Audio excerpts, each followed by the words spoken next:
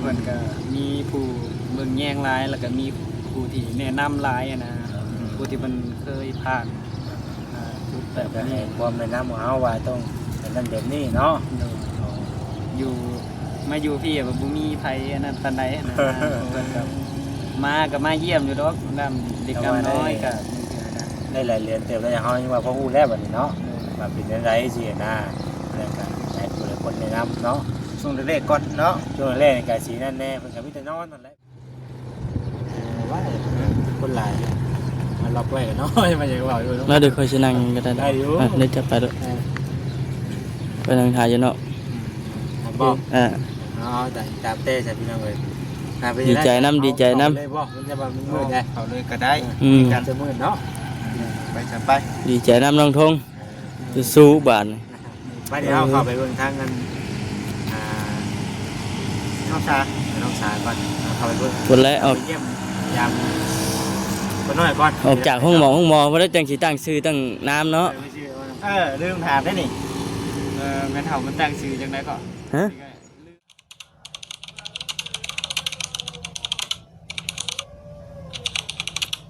น้องทงมาเลยเอ้าสบายดีเด้อน้องทงมาแล้วเปิดภาพมากเลยเห็นหน้าน้องทงด้วยได้ก่อยน้องทงพ่อจะโดนเลยนี่เราเนาะพ่อตั้งแต่เมื่อมาส่งน้องเป็นเนี่ยนะเมื่อบ้านป่ะมาจะโดนแต่ป่ะเนาะโดนเติบแล้วก็ขี่รถกลับเมื่ออีกว่านี้ขี่รถจักรเมื่อเองอีกเป็นใครเนี่ยนะบ่อันผู้นั้นน่ะโดยเพิ่นใครแน่แล้วตอนนี้เพิ่นก็มาเยี่ยมลูกอยู่พี่เพิ่นคงสิเอาน้องสาวเมื่ออยู่กำอยู่บ้านนะขอมีหลายคนเป็นจังได๋คลอดลูกก็ถือว่าคลอดสบายอยู่บ่ได้ยากมาแต่มื้อใดนี่มาคืนนี่ประมาณ 3-4 โมงโอ้มาเมื่อคืนนี้ประมาณ 3-4 โมงเช้าตี 3นะว่าได้กันเนาะขี่เอารถยังมาโทรเอารถกู้ภัยโอ้เป็นมาส่งโดยเป็นเก็บช่วงตอน 3 โมงมาฮอดแล้วคลอดจักโมงเนาะมาฮอดแล้วก็คลอดตอนประมาณ5 โมงวันนี้เนาะคลอดตอน5 โมงเช้าโอ้ถือว่าคลอดง่ายอยู่เนาะตอนนี้ก็ถือว่าปลอดภัยทั้งแม่ทั้งลูกแล้วเนาะผู้หญิงคือผู้ชายเป็นผู้ชายเดี๋ยวตะกี้ยังวันหูอ่ะกะพ่อหู้อยู่เพราะว่าตรวจแล้วนะผู้ชายนี่บ่สบายดีเด้อสบายดีเลยโอ้ผู้ชายเนาะได้ลูกชายพี่น้องดีใจนำได้โก้เนาะประมาณ2 โลปลายโลปลาย2 โลปลายเนาะเอาจริงๆชื่อได้บ่เห็นว่าเอากระบะรถมาทั้งนี้โอ้ยพอดีจอดเลยเอาเส้นบ่มาขอยังไงรถมาตอนนั้นคอยก็ได้บ่จิตคอยมานั่งเคยก็บ่สลีก็สิได้นั่งไปซี่หั่นนะโอ้ยนั่งอย่างมุมมันที่ก็ได้อีกนี่นั่งแค่บัดแสกมันดิแสกมันบ่ได้เพราะมันยังกันน่ะเจ็ตสกีจะดวดมือเทือกบ่ขี้เทือกบ่เจ็ตสกีซ่อมบ่มันซ่อมยับจะดวดได้นี่นะที่มันอยู่น้ำบางแสนอันนี้มันขี่อันนี้งามเนาะยามแรงเนาะมันสะท้อนนะเด็ดเนาะกระบินตอนนี้มีอันมือน้ำตำรวจแม่ของลูกชายมีอยู่น้ำเนาะบอดเปียกแค่นี่เป็นลมเลยวันที่เลยเฮ้ยก่อนไม่เห็นแม่เนาะเพราะว่าเขาต้องถ่ายมันถึงแสงเนี่ยแต่มันย้อนแสงมันถึงโบเห็นใช่ไหมเนาะโบกรถเป็นแนวเส้นเป็นแอดรถวันนี้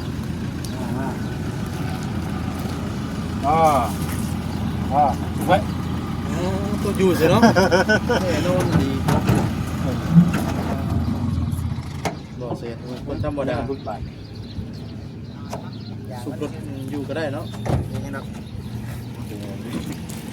เป็นเด้อตัวค นั่งเนาะนั่งได้เนาะำจะได้นั่งคือกัน โอ้ต้องสิบ่เหลือบค่อยบ่ล่ะบัด ได้อยู่ ได้บ่ ได้เป็นสีเดือดๆนิดนึงนะ กับมันจังขาว ใส่ขาวดิแดงๆแล้วครับว่าเลยขาวเลย แม่เด็กจักมุ้ง โอ้ผมก็นี่ตะเวนยังบ่ได้เห็นแดดเนาะฮะแดดแล้วบัดนี้ มันย้อนมาอีกเด้ ผมก็นี่ยังบ่ได้แดดเด้อจริง มันเท่ามา2อันเด้ช่วงเฮาใจกูนี่เฮาให้กูดีกว่าเอาได้ไปนี่กันเนาะ ๆได้แล้ว มันไม่ได้แห้งได้ไม่ใช่นี่ป่ะมาห้องหมอแต่จักมุ้งก็ประมาณ3-4 โมงนี่แหละ3-4 โมงบ่ายกลางคืนนี่ ตีสามเมื่อ3 โมงเช้า มาแต่ตี 3 วันนี้5 โมงกันคลอดโอ้ถือว่าไวเลยเนาะ3 โมง3 4 5 ชั่วโมงไปเนาะชั่วโมงนึงใช่บ่จักบ่ 2 ชั่วโมง 2 ชั่วโมงบ่ 2 ชั่วโมงเอามาแต่3 โมงบ่ 3 โมง 3 โมงตี 5ก็ทอดบ่ก็2 ชั่วโมง ดีแล้วพี่น้องก็ง่ายเนาะ เจ็บบ่ลงเนาะ ชั่วโมงละ5ไปก่อนนี่แบบอาตัดไปอย่างมันก็มันใช้เวลาได้บัดนี้เนาะมันใช้เวลาล้วนเดี๋ยวสิเช่าเด้ลูกให้เฮาสิเช่าเนาะคอยไปธรรมชาติมันก็ง่ายเนาะ ตอนนี้เขาธรรมชาติบ้าง เนาะดีใจน้ำน้องเพิ่นพี่น้องเนาะดีใจน้ำน้องเขา มีใครในมา เป็นมีลูกชายแล้ว ทางเมย์กับมาเพิ่นแล้วยังเหลือแต่เมย์น้องสาวเพิ่นเพิ่นสิเอาน้องสาวเพิ่นเนี่ยดูแลอยู่บ้านเพิ่นเพราะว่าอยู่นี่มันบ่ค่อยมีไผนะมีแต่ทางน้องทงคนเดียวก็บ่ไหวเบิ่งก็บ่ไหวเนาะ เอาไปยังไงมันแน่เนาะ เจ้าได้ ได้ สั่ง กูแน่ก็บ่ค่อยรู้แน่ เจ้าก็สิ ก็จะได้เมื่อน้ำกันนะว่าบ่ โดยก็ให้เพิ่นเมื่อก่อนแล้วก็เฮาก็ไปหาเก็บเครื่องเก็บของแล้วก็เดินเมื่อกำลัง โอ้ ทำให้เพิ่นนิดน้องทง บ่ได้ก็ แล้วก็สิเมื่ออยู่พุ่นจนกลัวเอากรรมออกไผ อยู่บ้านเมียก่อนเนาะอยู่บ้านเมียแล้วก็พอจะจนเท่ามันออกกรรมออกอย่างเรียบร้อยแล้วก็จังมาพี่บัดเนาะเดี๋ยวว่าได้ลูกชายเนาะพอคนแล้วบาดนี้ ก็จะได้ความรู้สึกเห็นหน้าลูกครั้งแรก ครั้งแรกที่ได้เป็นพ่อเนาะ ตื่นเต้น ตื่นเต้น ตื่นเต้นแน่นอนเออ ตั้งชื่อ มันสิมีเว็บหนึ่งหรอกพี่น้อง ตั้งชื่อจังเลยเด้เนาะบัดนี้ ใจเฮาเลยนะเป็นหน้าลูกครั้งแรกอะแต่ว่ามันเว็บหนึ่งหรอกอันที่ว่าตอนนั้นน่ะในหน้าตอนนั้นน่ะนะ บ่เชื่อดอกนี่ได้ก็สิบ่นั่นไผ บ่เชื่อจังก็ลองเบิ่งเลย เนาะแต่ก็ลองมีเองเบิ่งก็บ่เชื่อ คำนี้ตรงมาอีกแล้ว หมู่เว้าได้ใดก็บ่มีความรู้สึกนั้นพี่น้องก็สิว่านี่ แล้วจะพูดเองว่านั่นน่ะ แม่นบ่เสียนว่าอยู่บ่น่ะมีอยู่ อีดีมันเว็บหนึ่งหรอกที่ว่าเฮาเห็นหน่อยนะลูกแล้วแบบนั้นนะแต่ว่า เป็น มัน ดู ก็ มาในการเงี้ยเนาะ แล้วก็โล่งใจได้บัดนี่โล่งว่าเฮา ตัวแรกเขาคิดทุกคิดอ้าง ปลอด เลย ภัยมีแต่เฮาดูแลแล้วบัดนี่ดูแลเพิ่นนั่นได้พี่น้องเอ้ยแล้วก็มันก็ถือว่าวิทย์ในหน้าตอนนั้นไปสินะคิดอันตรายอยู่นะว่าแต่ก็คิดตอนนั้นมันก็ถือว่าแบบลูกเมียเฮานั่นแหละเนาะแบบว่าเพิ่นอยู่ในระหว่างแบบอันตรายอยู่ได้เสี่ยงสูงอยู่ได้อย่างมันกันคือว่ามันก็เป็นเรื่องปกติในการคนลูกนั้นต่อไปเนาะแต่ว่ามันก็มีความเสี่ยงอยู่นะพี่น้องผู้ได้ง่ายก็ได้ง่ายผู้ได้ยากก็ดีก็จนแบบว่าจนแบบดาบเลยบางคนจนดาบอีกเลยมันมีหลายรูปแบบเลยมันมีหลายแบบที่นะบางคนกับบุคือกันเนี่ยนะบางคนง่ายๆก็ที่ว่าบุญของเฮาเนาะมันก็บ่ยากที่นะ แต่ว่าคือในใจจริงนี่ก็อยากเมื่ออยู่บ่ตั้งบ้านแม่เฒ่าพุ่นอยากเอาเมียเมื่ออยู่พุ่นอยู่บ่ก็เมื่อก็ได้บ่เมื่อก็ได้อันนี้นะบ่มีปัญหาหยังเนาะ เป็นว้าเนาะ มายันว่าเนาะยันว่าอยู่พี่ยันว่ามันเฮาเบิ่งยังบ่ทั่วบ่ถึงเนาะกับอยู่พุ่นก็คือว่าได้ติก็สิขึ้นนักปานใดแม่นบ่เพราะว่าเพิ่นก็มีผู้เบิ่งแยงหลายแล้วก็มีผู้ที่แนะนำหลายนะผู้ที่เพิ่นเคยผ่านแต่ แบบ ก็ให้ นี้ ความแนะนำของเฮาว่าต้องเป็นนั่นแบบนี้เนาะ อยู่มาอยู่พี่แบบบ่มีไผอันนั้นปานใดนะเพิ่นก็มาก็มาเยี่ยมอยู่ดอกนำเด็กน้อยก็ ได้หลายเรียนเต็มเลยเฮายังว่าพอฮู้แล้วบัดนี้เนาะว่าเป็นจังได๋สินะแล้วก็ให้ผู้ใดคนแนะนำเนาะ ช่วงแรกๆก่อนเนาะ ช่วงแรกนี่ก็สินั่นแน่เพิ่นก็มีแต่นอนนั่นแหละพี่น้อย ครับกินนมด้วยเนาะ เพิ่นก็ให้กินนมอยู่ก็ให้กินนม ก็แม่นี่บ่ แม่ให้กินนมแม่เขาอัน ก็ได้พี่น้องเนาะเลี้ยงลูกนี่ก็ถ้าว่าลูกมันกินนมไร่ก็ดีเนาะเลี้ยงลูกนมแม่ก็ถือว่ามันก็เป็นแต่ว่าตามหลักการของทางหมอคนอยู่แล้วสินะ7 เดือนก็ได้ครับ7 เดือนบ่6 เดือนเนาะ6 เดือนจึงได้ป้อนข้าวคือให้กินแต่นมอย่างเดียวข้าวนี่คือบ่ให้กินเลยนะกินข้าว7 เดือนให้มัน6 เดือน 6 เดือน ให้กินแต่นมแม่อย่างเดียว คอยมีข้าวกินข้าวน้ำ มันก็แล้วแต่คือกันบางคนก็ป้อนเลยก็มีบางคนแบบว่ามันให้มันอย่างไรก็แบบมันอยู่ที่อย่างที่นะแบบว่ากิน แล้ว ก็บ่ แล้ แล้ว ว แต่ ที่ ภูมิ นะ ต้านทานเนาะ เฮาก็ ของ เฮาก็ เด็กน้อย ได้ แต่ว่าหลักการเพิ่น6 เดือนเนาะหลักการทางหมอ 6 เดือนผู้เดือนจะได้ป้อนข้าวต่อมาก็ป้อนข้าวคอยป้อนไปเรื่อยอย่างนะว่านั้น มะเร็งนี่มีไผได้มะเร็งนี่ ยังน่าจะบ่มีไผ ยังจะนอนอยู่บ่เนาะ นอนบ่ นอนคืนหนึงแล้วก็มื้ออื่นก็สิได้เมื่อแล้วมันก็กระทันหันพวกนั้นนะ มาในไดสามารถในไดมื้อคืน เมื่อคืนนี่ขี่รถกู้ภัยมา เอาผู้ไผครั้งเลย แหม่ โอ้เหรอ โทรแล้วก็ไปลัดเอาเพิ่นอย่างนี้เพราะว่าอยู่2 คนเนาะจักเจียดจังไดมีแต่โทรหาหมู่อะไรหมู่ที่เพิ่นเคยคลอดมาก่อนแล้วก็เพิ่นเอาเบอร์กู้ภัยให้ จักโมงก็โทรมาโทรหาเขา ประมาณ3 โมงแล้วก็เพิ่นมาฮอดแล้วก็เพื่อสิมาฮอดโรงหมอก็ประมาณ4บ่ประมาณ4 แต่ไม่ยังค่าทางที่มาถึงข่อยบ่คนใหม่ ตัดค่าใช้จ่ายด้วยจ้ะน้อง เป็นใจกู้ภัยบ่เอากู้ภัยก่อน ใช้ นะ จ่าย กู้ภัยน่ะเพิ่นน่าจะบ่เอาติคือแบบเพิ่นก็บ่ได้ว่าจังไดมีแต่ค่ายาแล้วก็อิหยังมันค่าอิหยังมันใบคลอดอะนะ เป็นรวมถึงกับหมอเลยไปยักเนาะ เอาใบคลอดแล้วก็เรื่องเพิ่นนั้นทำคลอดก็ตั้งหากอีกแต่ว่าเงินก็เอาให้ไปเท่ามันเป็นผู้จ่ายนำบ่ฮู้ว่าเท่าใดบ่ได้ถาม แต่ว่าตอนนี้ยังบ่ได้รู้ว่าค่าใช้จ่ายเพิ่นเป็นเท่าใดแล้ว โดยก็ยังบ่ได้ฮู้มีแต่เท่ามันตายจ่ายแล้วก็บ่ได้ถามมันว่าจ่ายเท่าใด ขออนุญาตนำน้องมีงบเท่าไหร่อ่ะ ก็เก็บเงินเดือน YouTube มานี่ก็ประมาณ 3-4 เดือนแล้วแหละก็น่าจะได้ประมาณ 4-5,000สิประมาณนี้แหละ 4,000 บาทเฮาก็คอย 3 ล้านเนาะ สะสมไว้เพราะว่าเชื่อยามมันฉุกเฉินเนาะ แม่ บ่ได้ใช้จ่าย แล้วก็มีแม่ FC เพิ่นคนอยู่แถวต่างประเทศเพิ่นจำบ่ได้เพิ่นก็ส่งมาประมาณ 4-5 มื้อมาแล้ว แต่ว่าอยู่นำทางน้องสาวเพิ่นเก็บไว้อยู่พอดีอันได้ใช้อันตัวนั้นแน่เมื่อ เพ คื ราะ น ว่า นี้ก็ ใน ได้ ช่วงนี้ก็คือว่าอะไรมันก็เฮาอยู่ในห้องหมอก็ต้องได้ใช้จ่ายนั่นนี่เนาะหลายอย่างแล้วแต่ว่ามื้อนี่สิกลับแล้วเนาะ โดยมื้ออื่นนี่เพิ่นให้ออกได้เพราะว่าเด็กใช้ แต่เมื่อพักฟื้นอยู่บ้านเฮาบัดนี้ดูกรรมตามอยู่บ้านเฮา ครับพุ่นเลยหรือว่าแวะเฮือน มีแต่ทั้งน้องทุ่งนี่แหละเมื่อเฮือน โอ้ บัดนี้คือทางเมียสิกลับบ้านเลย แม่น แต่ทางลุงทุ่งก็สิกลับมื้อเฮือนก่อน เดี๋ยวสิได้บัดนี้จ้างรถ ขี่รถจักรเมื่อ บ่น่ะเมียน่ะ เมียน่ะมีพี่น้องอยู่ทางบ้านเอารถอันรุ่นใดก็รถวิโก้อิหยังเนี่ย จ้างมาต่างหากอีกเนาะ แม่นจ้างเพิ่นมาคือกันก็ได้ คือว่ายังบ่ได้นอนได้เด้เนาะเมื่อคืน แต่เมื่อคืนนี่ นอนบ่หลับบ่ได้เนาะ ดี ตื่นเต้น ดีใจได้ลูกใหม่นะโอ้ตื่นเต้นคืออย่างหนึง ตื่นเต้นเลย รุ่นในกับบ้านนั่นว่าซั่นติ ทราบว่าสดีเนาะ ขอข้าวด้วยจ้ะ ฮะคือกันนะคือกัน นี่เราจิตนั้นยังไม่แจ้งดิ ผมบอกอย่างหลายเลย ปากโบราณนี่มัน ปากโบราณมันบ่เป็นมือของบ่จิ้มมื้อนี้พี่น้องเอ้ยเนาะ เอาเนาะคือเขาแบบเคย ผ่านประสบการณ์ มาผ่านประสบการณ์เขาก็อู้มาแหละในเป็นอะไรมาแหละก็ได้ส่วนทุกอย่างนั่นแหละพี่น้องเนาะลูกเมียว่าจะเป็นสินแพ้หรือว่าพระองค์พระอ้อมลูกเมียคือสักว่าทุกอย่างเลยคือเขาเห็นบ่ได้ดิเขาเจ้าเป็นน้องลูกมาเป็นเจ็บบ่ได้เป็นอะไรสิมาซักเสื้อผ้าได้บ่ได้เลยแบบนี้ในงานช่วงนี้คือเขาอัพไปเลย เป็นเดือน2เดือน บ่ได้เท่า เป็นเช้า เพิ่นดีขึ้นแหละ ออกกำลังไฟพุ่นแหล้ว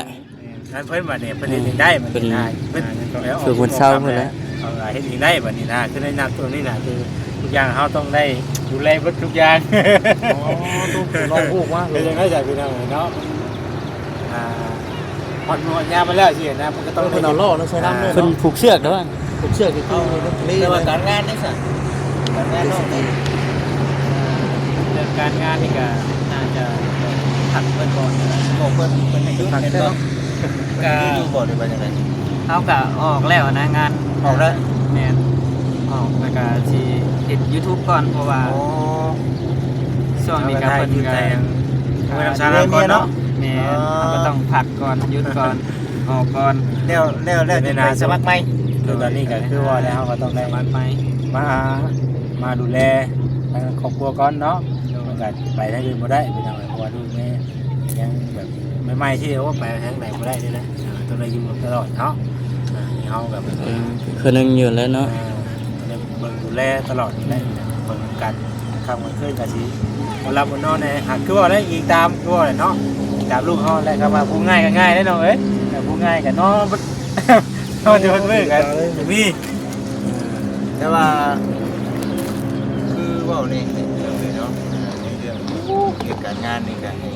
อดทนเลยเนาะในได้จ้ะ ไปสร้าง ใน เนาะ เรื่อง YouTube ก็อันน่ะคอยอันน่ะอัปเดตกับทางพ่อแม่พี่น้อง FC เบิ่งแต่ว่าในเรื่องว่าขออนุญาตนำทีมงานทาง YouTube เด้มีใครในมาเยี่ยมมาหยาดในหมู่คู่ ตอนนี้ก็น่าจะยังบ่มีเพราะว่ามันก็กระทันแห่ กำลังมานะบ่ได้เนาะ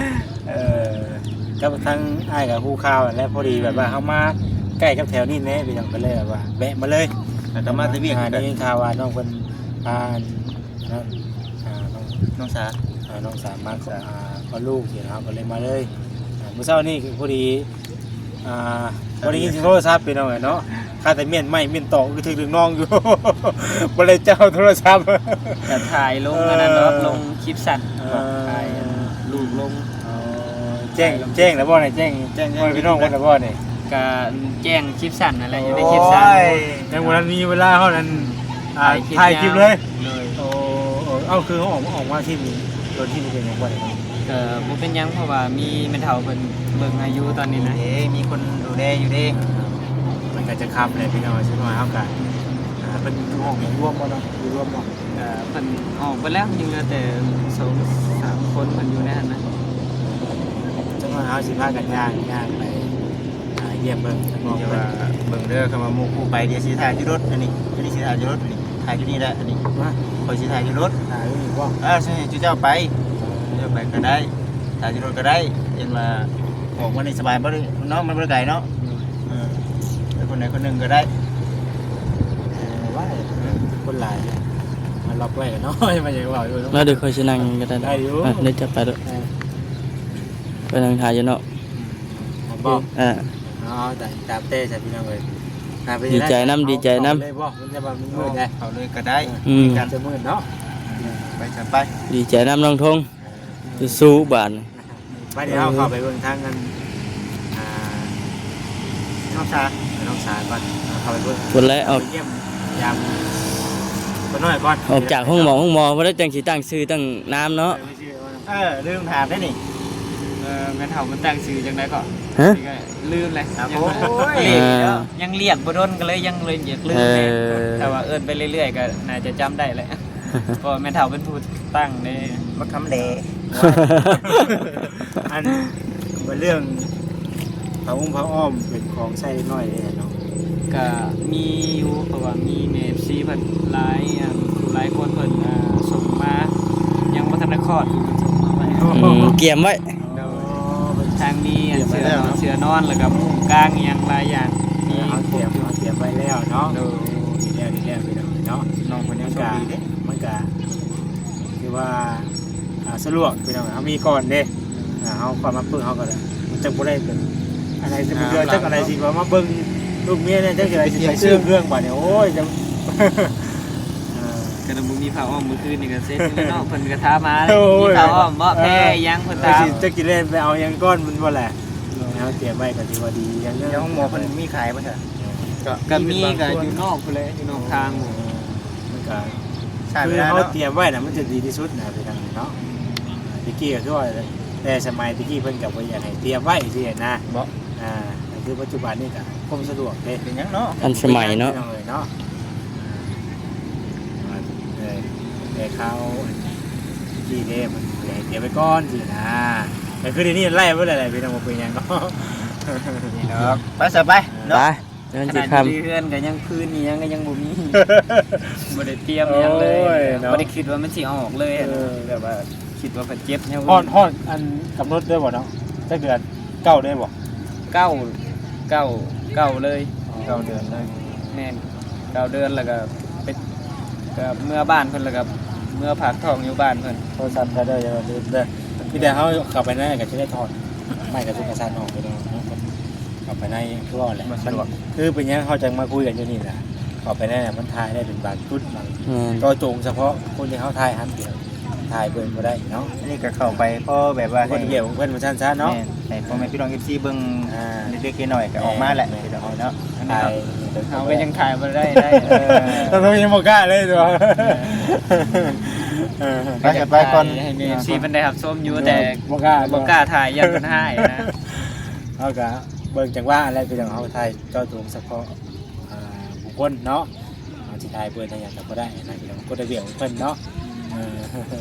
ก่อนเข้าไปเมื่อกี้สิให้นี่แหละยันบ่สะดวก เป็นบ่สะดวกบ่ ก่อนบ่ ให้ก่อนมาจ้ะ อันนี้ก็เป็นน้ำจิตน้ำใจของอ้ายเล็กๆน้อยๆเด้อน้องเด้อเนาะถือว่าสิ่งที่สำคัญดีใจนํเนาะดีใจนํที่ว่าได้เป็นพ่อคนแล้วคลอดออกมาแม่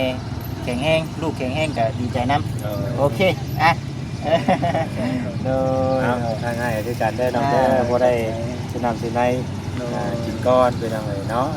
ใช้แมลง ขอบใจทั้งง่าย2คนเนาะที่มีน้ำจิตน้ำใจเอาเงินจำนวนนี้ให้ก็ขอให้อ้ายเดินทางปลอดภัยให้เจริญในหน้าที่การงานแล้วก็ขอให้ยอดไล่ปังๆเด้อ สาธุเอา ไปจะไป ตามมาลุ้นกันพี่น้อง ตาม เนาะไปเบิ่งไปเยี่ยมไปยามลูกเป็นก้อนแล้วมีโอกาสเฮาก็ ไปพี่น้องไปเนาะคลิปนี้ก็สิจบก่อนพอๆกันคลิปหน้าคลิปใหม่เด้อพี่น้องเด้อเนาะดีมุกดีใจนะน้องทงไปพี่น้องสบายดี